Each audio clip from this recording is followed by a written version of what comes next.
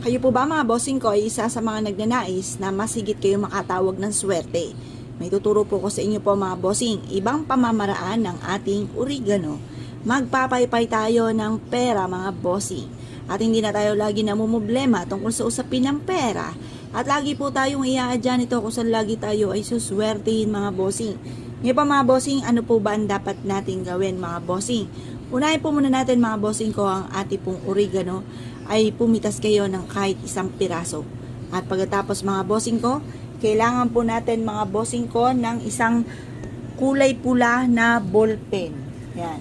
Kailangan natin ng ballpen mga bossing. At pagkatapos ay isulat dito ang numero na iyo laging tinatayaan.